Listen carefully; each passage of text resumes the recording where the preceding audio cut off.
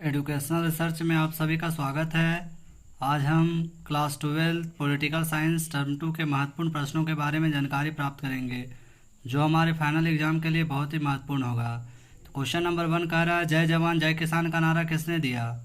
तो जय जवान जय किसान का नारा लाल बहादुर शास्त्री ने दिया था। क्वेश्चन नंबर 2 कह रहा है, 1975 में भारत में आपातकाल की घोषणा किसने की थी? तो 1975 में 25 जून 1975 में आपातकाल की घोषणा श्रीमती इंदिरा गांधी के कहने पर फरुखुद्दीन अली अहमद ने किया था। क्वेश्चन नंबर 3 का रहा, जापान के किन शहरों पर परमाणु बम गिराए गए थे? तो द्वितीय विश्व युद्ध के दौरान अमेरिका ने जापान के दो प्रमुख शहर हिरोशिमा और नागासाकी यानी 6 अगस्त और 9 अगस्त को परमाणु बम गिराया। क्वेश्चन नंबर 3 का रहा, जापान के किन शहरों पर परमाणु बम गिराए गए? तो जापान के दो प्रमुख शहर हिरोशिमा और नागासाकी पर 6 अगस्त और 9 अगस्त को परमाणु बम गिराया गया, और जिसके बाद द्वितीय विश्व युद्ध की समाप्ति हो गई। परमाणु बम से इतना घातक था कि वहाँ पे मानव आज भी यानी कि विकलांग पैदा होते हैं। क्वेश्चन नंबर 4 का दक्षिण एशिया के सबसे बड़े देश का नाम बताएं। तो दक्षिण एशिया में 7 देश है, जिसमें से सबसे बड़ा देश भारत है। क्वेश्चन नंबर 5, सोवियत संघ का विघटन कब हुआ? तो सोवियत संघ का विघटन 1991 ईस्वी में हुआ। सोवियत संघ का विघटन का प्रमुख कारण था बर्लिन दीवार का विध्वंस होना, जिसे 1989 ईस्वी में खुद सोवियत संघ के आम जनता द्वारा आने की गिरा दिया गया था, जिसकी लंबाई 150 किलोमीटर थी। क्वेश्चन नंबर 6 का रहा, योजना आयोग का अध्यक्ष कौन होता है? तो योजना आयोग का अध्यक्ष प्रधानमंत्री होता है। नेक्स्ट क्वेश्चन है, गठबंधन का क्या अर्थ है? तो वह राजनीति जिसमें चुनाव के पहले अथवा बाद में आवश्यकता अनुसार दलों में सरकार गठन या किसी अन्य मामले जैसे राष्ट्रपति चुनाव में आपसी सहमति बन जाए और वे सामान्यतः स्वीकृत न्यूनतम साझा कार्यक्रम के अनुसार देश में राजनीति दल के रूप में या सत्ताधारी गुट के रूप में हो, तो ऐसी राजनीति को गठबंधन की राजनीति कहते हैं। अर्थात इस दौरान एक पार्टी दूसरे पार्टी से मिलकर चुनाव लड़ते हैं। क्वेश्चन नंबर नेक्स्ट कह रहा है, मंडल आयोग के कोई 2 सिफारिशों को लिखें।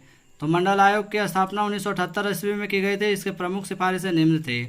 पहला था, अन्य पिछड़े जातियों अदर बैकवर्ड क्लासेस ओबीसी को सरकारी सेवाओं में 27% आरक्षण प्रदान किया जाए। दूसरा पॉइंट है, केंद्रीय तथा राज्य सरकारों द्वारा शासित वैज्ञानिक तकनीकी तथा व्यावसायिक संस्थाओं में अन्य पिछड़े जातियों को के लिए 27% आरक्षण निश्चित किया जाए। तो इस तरह का प्रश्न है, फाइनल एग्जाम के लिए इम्पोर्टेंट है। नेक्स्ट क्वेश्चन, समाजवादी अर्थव्यवस्था एवं पूंजीवादी अर्थव्यवस्था में अंतर बताइए। तो बता दें कि समाजवादी अर्थव्यवस्था पर सरकार का पूर्ण नियंत्रण होता है, जबकि पूंजीवादी अर्थव्यवस्था पर सरकार का नियंत्रण नहीं होता है। नेक्स्ट क्वेश्चन है, अमेरिका ने अफगानिस्तान पर आक्रमण क्यों किया? कोई 3 कारण बताएं। तो अफगानिस्तान में अमेरिकी आक्रमण का मुख्य कारण यह था कि वहाँ तालिबान शासन, जिसे स्वयं अमेरिका ने ही सशस्त्र इस्लामाबादी बनाया था, किंतु सोवियत विघटन के बाद अंतर्राष्ट्रीय समीकरण बदले और 1999 तक अंतर्राष्ट्रीय उग्र इस्लामवादी बनाम अमेरिका जैसे समीकरण उभर कर सामने आने लगे। अक्टूबर 2001 को अमेरिका और सहयोगी देशों ने अफगानिस्तान पर आक्रमण कर दिया, जिसके पीछे निम्न 3 कारण थे।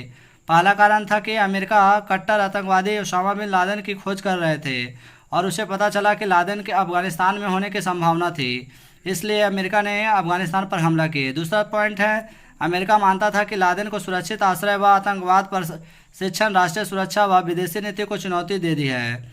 अतः इन्हीं कारणों से अमेरिका ने अफगानिस्तान पर हमले किए।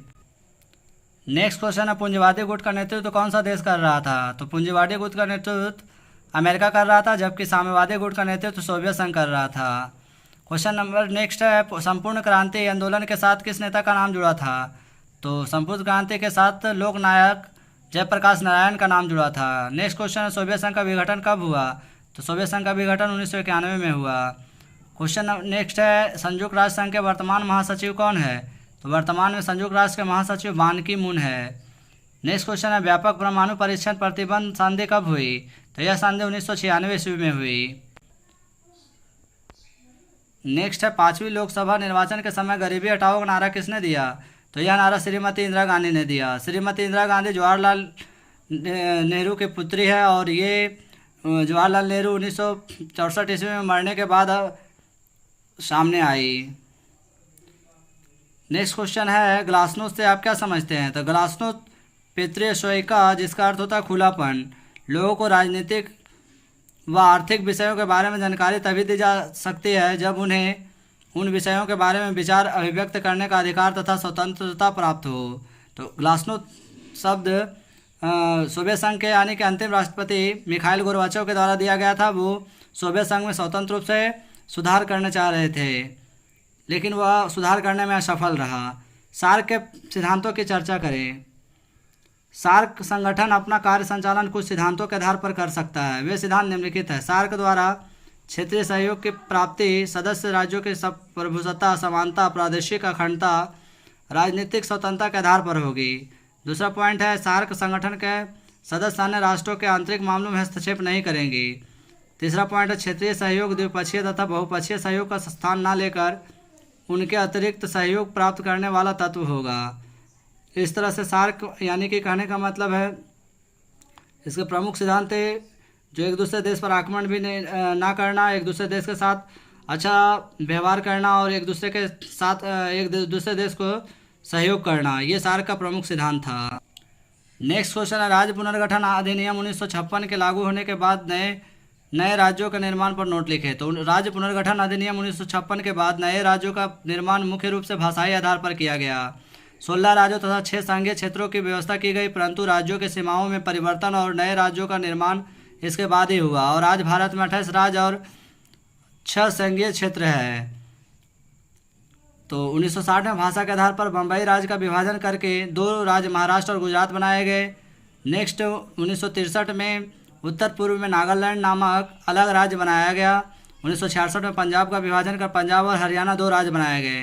तो इस तरह से यानी कि क्वेश्चन फाइनल एग्जाम में पूछा जाएगा। और वैसे बता दें कि पहला राज्य का दर्जा आंध्र प्रदेश को भाषा के आधार तमिल भाषा के आधार पर अलग किया गया था, यानी कि राज्य का दर्जा मिला।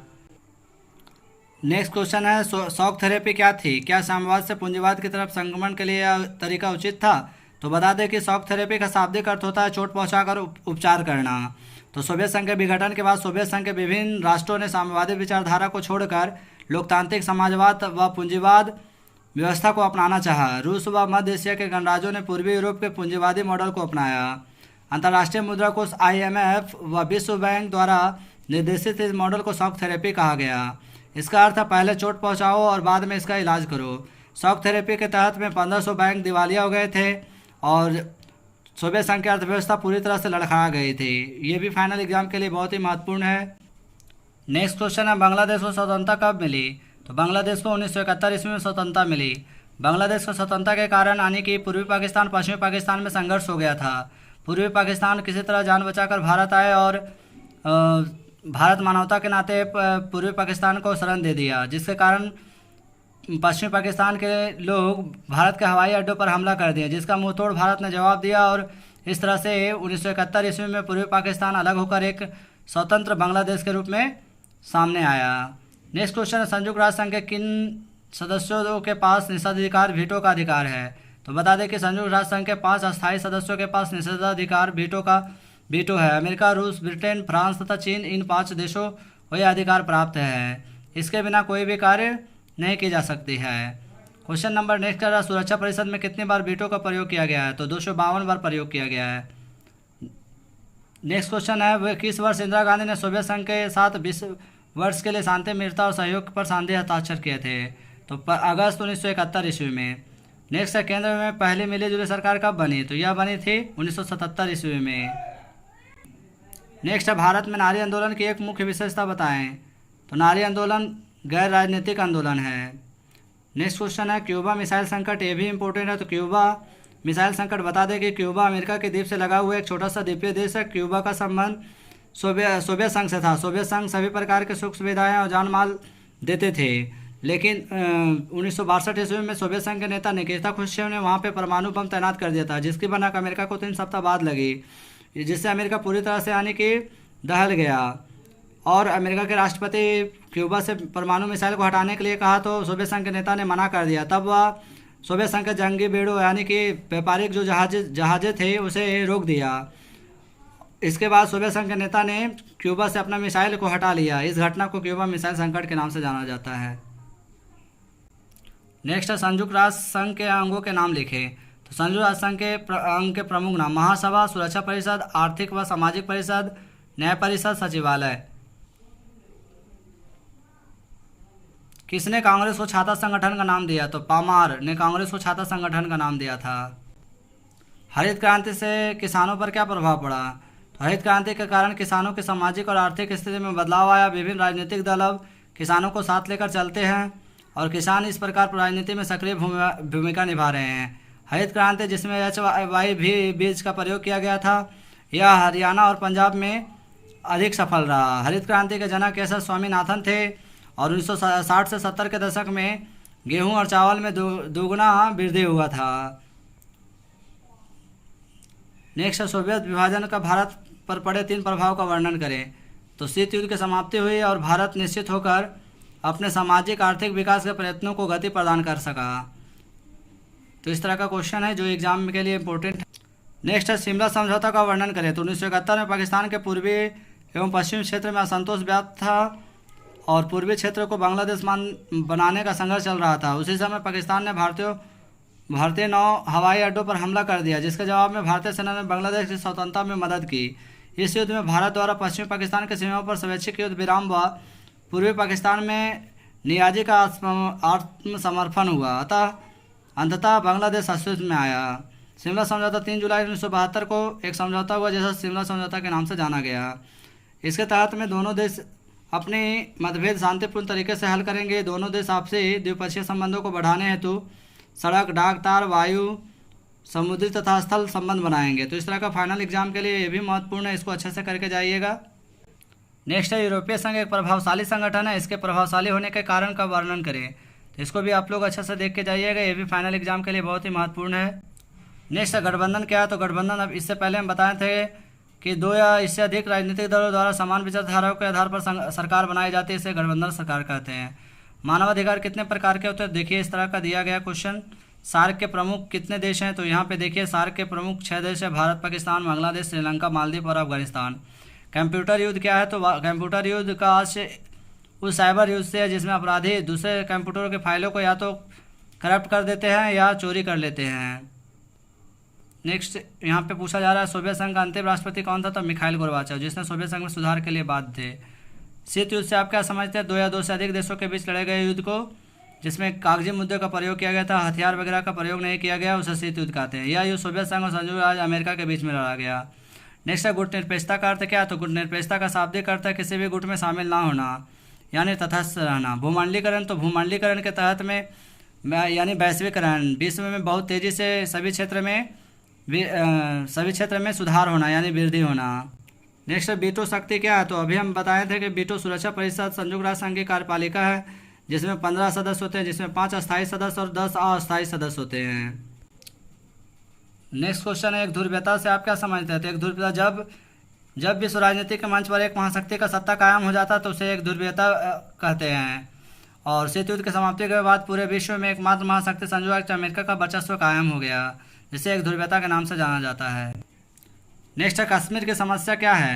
तो कश्मीर के राजा हरि सिंह कश्मीर के राजा हरि सिंह थे और स्वतंत्रता प्राप्ति के बाद जितने भी राजवाड़े थे सभी को स्वेच्छा से पाकिस्तान या भारत में मिलने के लिए कहा गया, लेकिन कुछ सभी ने तो कुछ ने तो अधिकांश जो थे वो भारत में मिले और कुछ ने स्वतंत्र रहने का निर्णय लिया, जिसमें राजा हरि सिंह थे।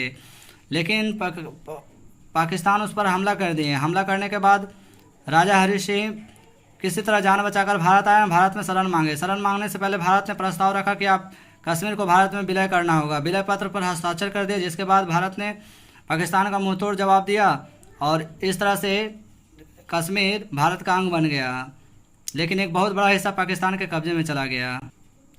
नेक्स्ट संयुक्त राष्ट्र संघ के उदय के कारणों का उल्लेख करें, तो ये भी आप अच्छा से पढ़ के जाइएगा, देख लीजिए एक बार अच्छे से, फाइनल एग्जाम के लिए ये भी इम्पोर्टेंट है। नेक्स्ट क्वेश्चन है, 1971 के भारत पाक युद्ध के कारणों पर घटनाएं बताइए। तो भारत पाकिस्तान युद्ध 1947, 1965, 1971 और 1999 ईस्वी में लड़ा गया और वर्तमान में भी भारत और पाकिस्तान के साथ बहुत आने की खराब संबंध माना जा सकता है। नेक्स्ट आसियान का क्या अर्थ है? तो दक्षिण एशिया सहयोग संगठन। नेक्स्ट सुरक्षा परिषद में कितनी बार वीटो का प्रयोग हुआ? सोवियत संघ ने 116 और अमेरिका ने 44 बार वीटो का प्रयोग किया।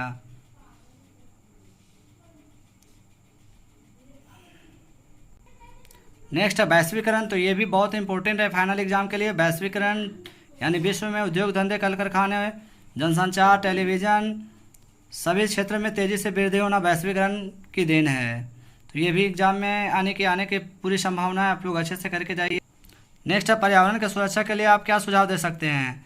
तो पर्यावरण ये फाइनल एग्जाम के लिए ये भी इम्पोर्टेंट है, आप लोग अच्छे से करके जाइएगा। पर्यावरण यावरण अर्थात हमारे चारों ओर स्थित नदी पेड़ पौधे तालाब झरना झील सभी क्या है हमारे पर्यावरण के लिए महत्वपूर्ण है। और पर्यावरण को वर्तमान समय में बहुत ज़्यादा आने की दूषित हो रहा है, जिसका प्रमुख कारण मानव क्रियाकलाप। तो हमें पर्यावरण का बचाव करना चाहिए, अधिक से अधिक मात्रा में पेड़ पौधे लगाना चाहिए ताकि हमारा पर्यावरण सुरक्षित बना रहे। यह मानव जीवन के लिए बहुत ही महत्वपूर्ण है। तो इस तरह से देखिए यहाँ पे दिया गया है, आप लोग अच्छे से करके जाइएगा। इसके अलावा आप लोग अच्छे से पढ़ के जाइएगा खाड़ी युद्ध के बारे में। ये भी एग्जाम में पूछा जा सकता है, जो कि इराक द्वारा कुवैत पर कब्जा करने से हुआ था। जो अमेरिका के 6,60,000 सेना, जिसमें 34 देशों को मिली जो सेना ने इराक पर हमला कर दिया था। तो इसको भी आप लोग अच्छे से पढ़ के जाइएगा। इसके अलावा फिर किन कारणों से 1977 ईस्वी में कांग्रेस को हार का सामना करना पड़ा, यानी इंदिरा गांधी की सरकार के बारे में पूछा जाएगा, तो आप लोग करके जाइएगा। इसके अलावा आपातकालीन घोषणा किन कारणों से की गई, अथवा ये भी क्वेश्चन आप लोग पढ़ लीजिएगा। नर्मदा बचाओ आंदोलन के बारे में पढ़ के जाइएगा। फिर उसके बाद जयप्रकाश नारायण के द्वारा यानी कि जयप्रकाश नारायण के बारे में कुछ जानकारी प्राप्त करके जाइएगा, ताकि एग्जाम में किसी प्रकार का कोई दिक्कत ना हो। तो आशा करते हैं आप सभी बहुत अच्छे से तैयारी कर रहे होंगे। और अगर हमारा वीडियो अच्छा लगा हो तो लाइक सब्सक्राइब शेयर करें, ताकि लोगों तक वीडियो पहुंच सके। तो कल के लिए बेस्ट ऑफ लक, धन्यवाद।